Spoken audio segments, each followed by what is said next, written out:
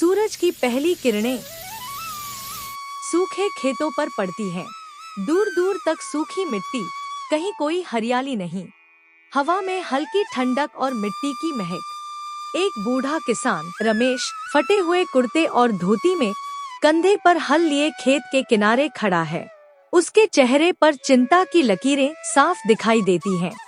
रमेश आसमान की ओर देखते हुए आह भरते हुए, हे भगवान, इस बार भी बारिश नहीं हुई तो क्या होगा? बच्चों के लिए 2 वक्त की रोटी भी मुश्किल हो जाएगी। पास ही पेड़ की छाव में उसका बड़ा बेटा दीपक बैठा है। उम्र करीब 20 साल। दुबला पतला लेकिन आंखों में कुछ कर दिखाने का जज्बा। वह अपने पिता की ओर देखता है और उठकर उनके पास आता है।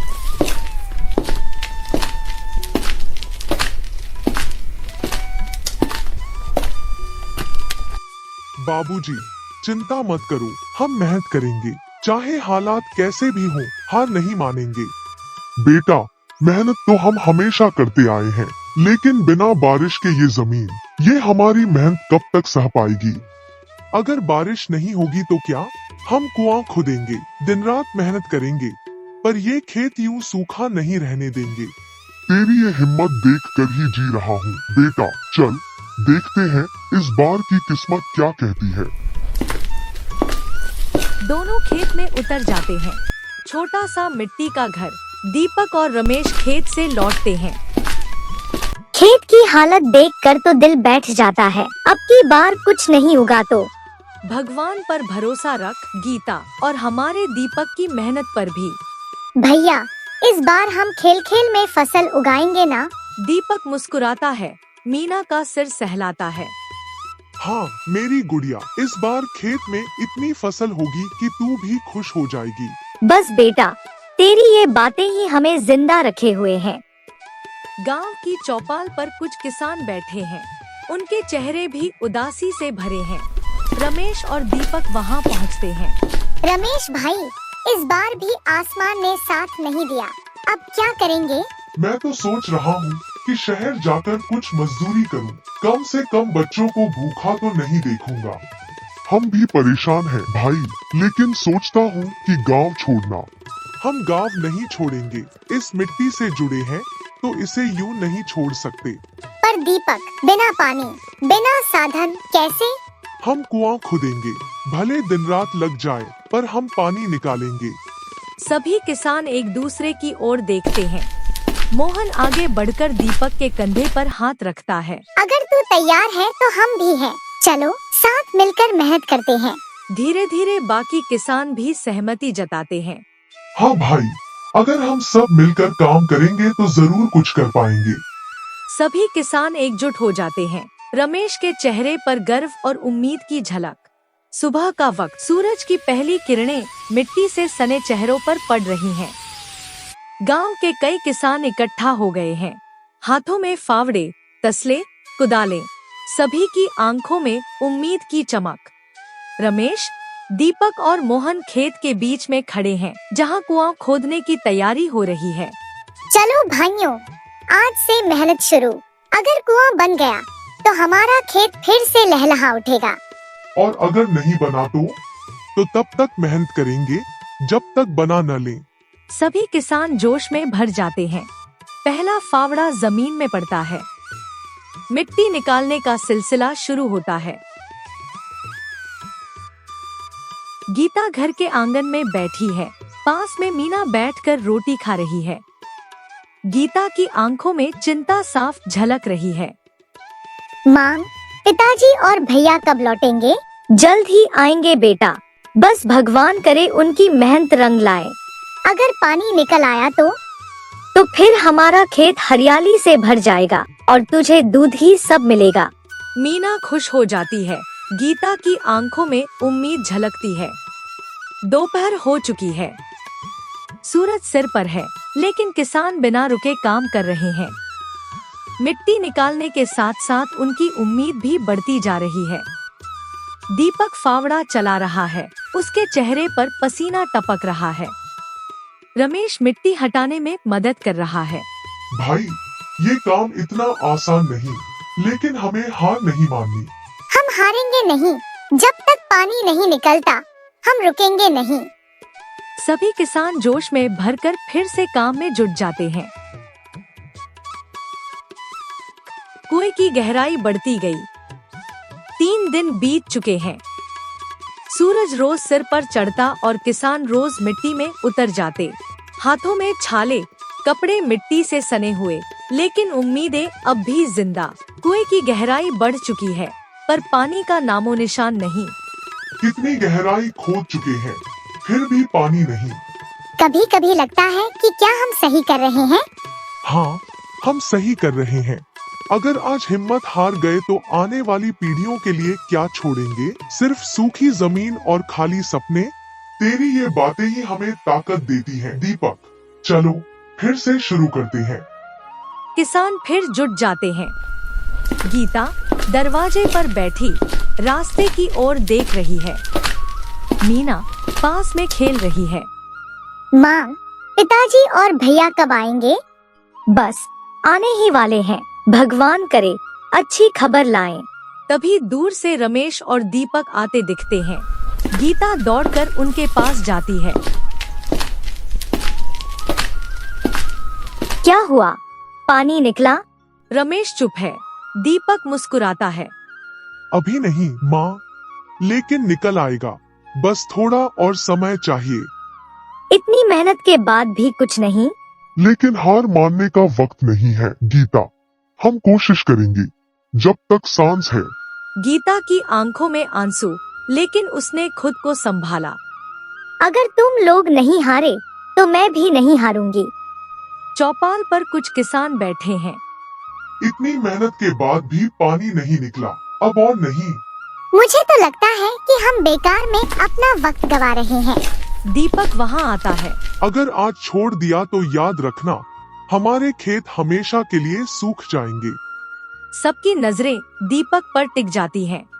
अगर कुआं खोदने में वक्त लग रहा है तो इसका मतलब ये नहीं कि पानी नहीं है। इसका मतलब ये है कि हमारी मेहनत का इम्तिहान लिया जा रहा है। किसान एक दूसरे को देखते हैं। मोहन उठता है। अगर दीपक नहीं रुका तो हम भी नहीं रुकेंगे। चलो फिर से मेहनत करते हैं। सभी किसान फिर जुट जाते हैं। मिट्टी उड़ती है, फावड़े चलते हैं।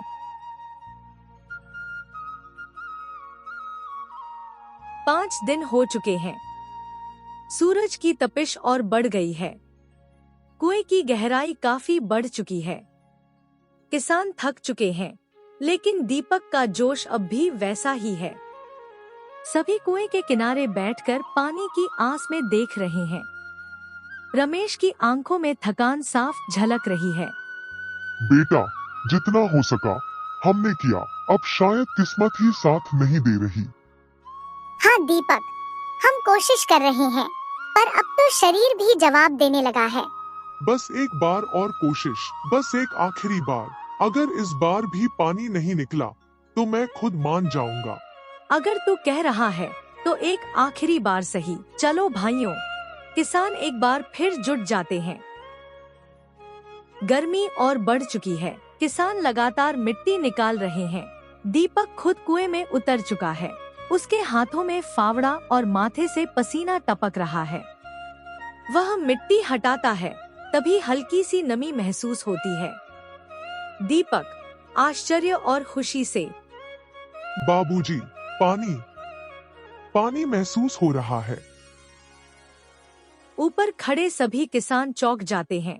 रमेश, मोहन, हरी सब कुएं के अंदर झांकते हैं। क्या सच में पानी? हाँ, थोड़ा और खोदते हैं, बस थोड़ा और। सभी किसान जोश में आकर तेजी से काम करने लगते हैं।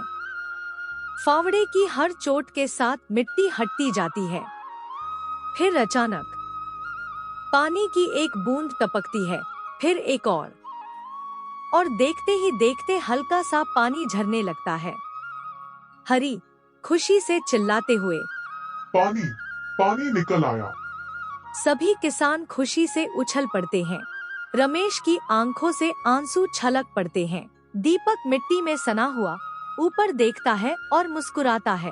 दीपक बेटा, तूने कर दिखाया। दीपक की मेहनत जिंदाबाद।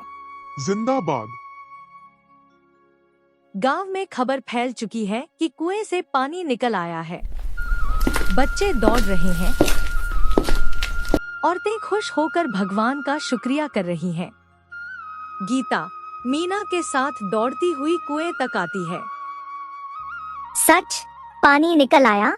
हाँ गीता, हमारे दीपक की मेहनत रंग लाई। भैया अब हमारे खेत में फसल उगेगी ना? हाँ गुड़िया, अब हमारा खेत भी हरे रंग में लहलहाएगा। गांव के सभी लोग इकट्ठा होकर दीपक और किसानों की तारीफ कर रहे हैं। रमेश दूर आसमान की ओर देखता है और मन ही मन भगवान का धन्यवाद करता है। कुएं से पानी निकलने के बाद किसानों में नई ऊर्जा आ गई है।